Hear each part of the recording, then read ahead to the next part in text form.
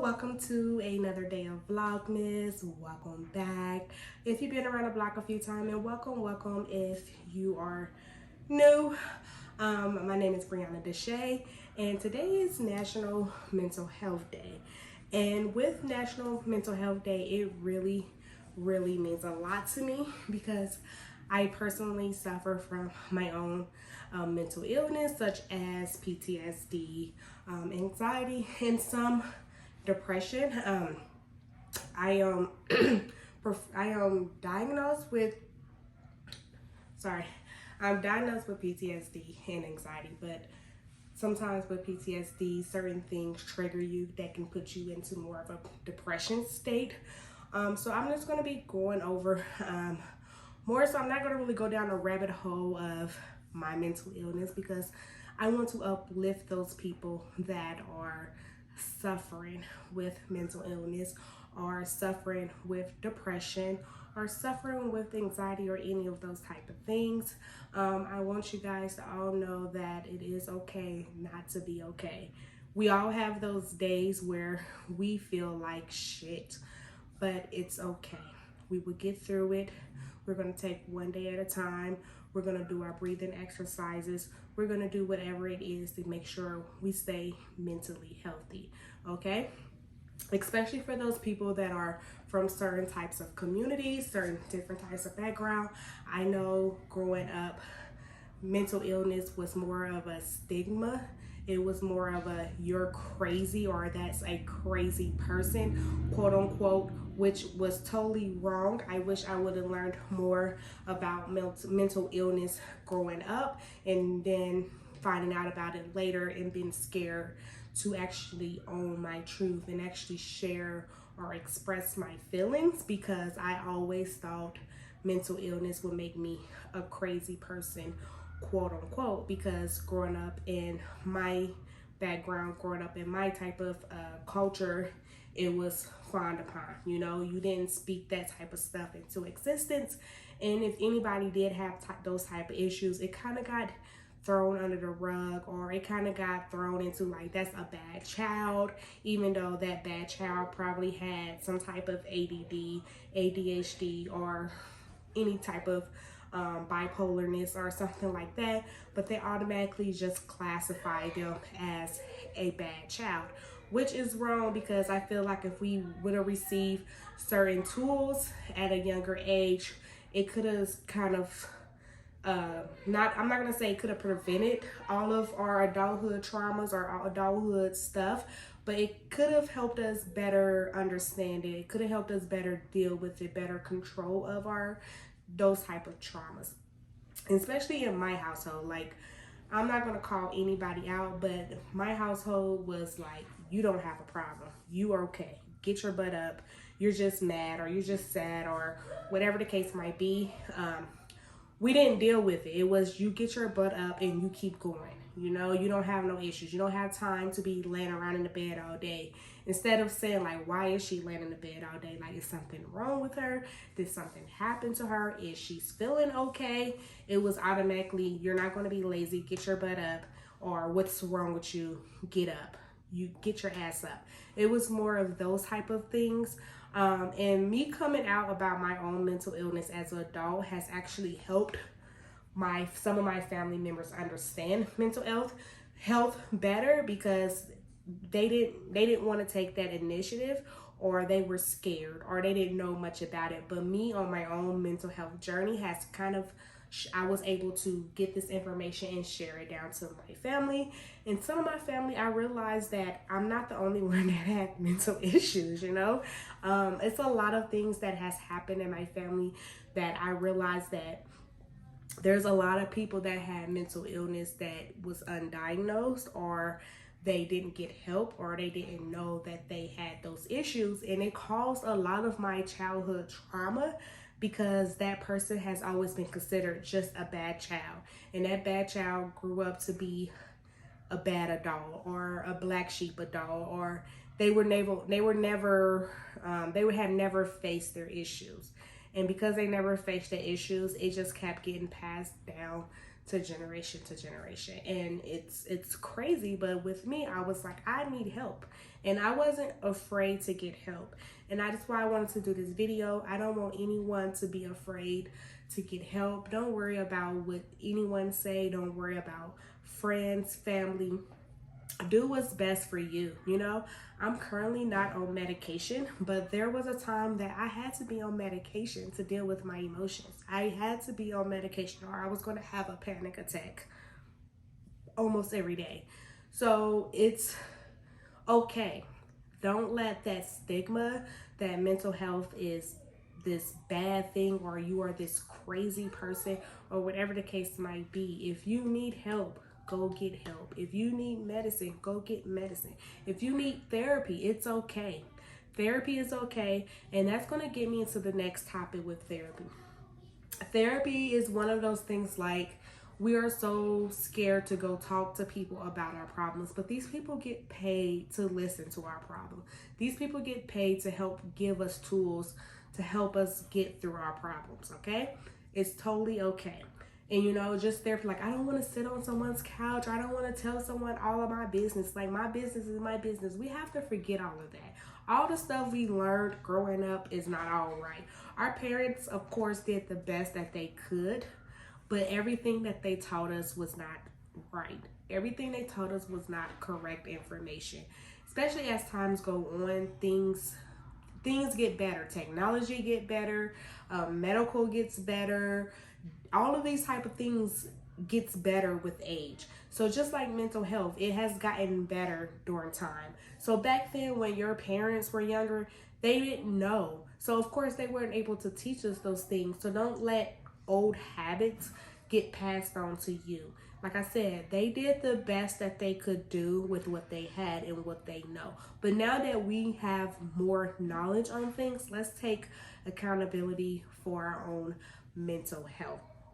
And with counseling, don't give up on your first therapist, you know? Do not give up. You know, your first therapist might not be the right fit for you, you know?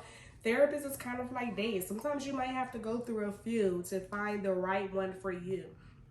Because somebody that's right for someone else might not be right for you. You have to find someone that you feel comfortable with, you feel okay to share, and someone that can also feed into you and help you guide you through your day-to-day. I had to go through 3 therapists. Yes, it's kind of cliche, but the first 2 therapists, it just wasn't hitting the spot like I needed. None of them was bad at what they did. I just didn't have that mental connection to actually go deeper. And that's what I really needed. I needed the tools to go deeper because a lot of my mental health stems from a lot of childhood trauma. It stems from PTSD. And that PTSD comes from my childhood trauma. It comes from the military life. It also comes from a bad car accident that I was in. And then it also comes from, you know, having a child loss. So all of those things, I have a lot of post-traumatic stress from that. And things often triggers it. So I just needed someone that can actually go deep. Like, why do you do this? Why did you do that? Why did you do that? And I realized that each thing, why I did something, just kept going further and further and further down into my childhood. But again, I'm not going to talk about all of my issues. This is just to give you guys motivation, to give you guys courage. If you're not feeling okay, to go seek help. This is just giving people that you know, on the outside look like they have it all put together. On the outside, I mostly look like I have it all put together. Not today, because today I'm in my pajamas and it's Sunday while I'm recording this for tomorrow.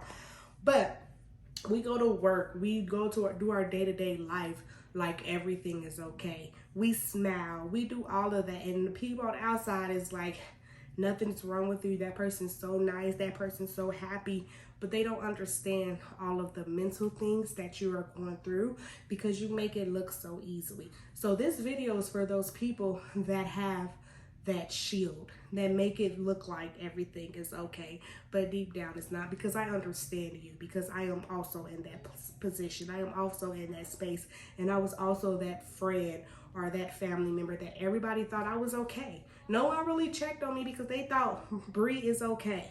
Bree is doing fine. Bree is happy. Bree is living.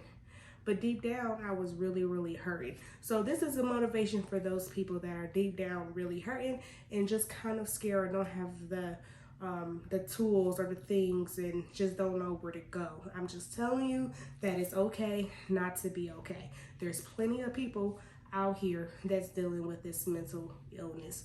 Whatever the mental illness is, there are thousands, millions of people going through the same thing as you, and it's okay. And I understand not everybody wants to be on medicine and everybody, but you have to find the right tools that helps you through your own journey of this mental health journey, okay? And there are a couple of things that also help me, and that is books, okay? I'm going to start off with this one, the anxiety check-in. I have real bad anxiety to the point where I literally have anxiety panic attacks, okay? So this is a journal that just helped me understand my feelings and helps me get back into what it is I'm dealing with at that moment. So just a little, I'm gonna read the little bit back. This is the anxiety check-in, and it just say a guided journal to support your mental health and help you through the hard days. Again, we are gonna have hard days with mental health. One day you're okay, the next day you might not be okay. You might be okay for weeks, you might be okay for months, you might even be okay for a whole year, but you will have those times where you're not okay. In the same way you're okay for months, you might not be okay for months. You might not be okay for weeks, you might not be okay for a year, but let's try not to go too far down in it past a year. Let's try to work on our mental health, okay? So I got this off of Amazon. I will try to leave the links if I remember, because I've been had this for like over a year, but I will try to look it up for you guys. So on the back it says, so maybe everything isn't fine, but in parentheses it say, but it will be, because I want you guys to know it might not be fine, but it will be, okay? So it just say, raise your hand if you ever said I'm fine and didn't actually mean it. Welcome to an exclusive club with over 7.5 billion members. You are officially a person who does not have their mental health totally together, but is trying their best. We get it. Sometimes your mind is hard to manage. Your anxiety could be flaring up. Your stress levels skyrocket. And you totally abandoned the whole self-care thing. When you feel yourself running thin, it's time to turn to a journal that will actually support you.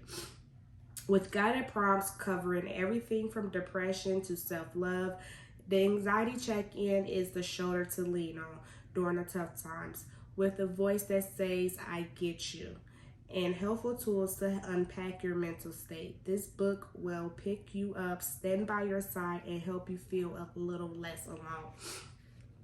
So I just opened into a random page. It says, think about the last time you felt truly blissfully happy. Free write about that moment.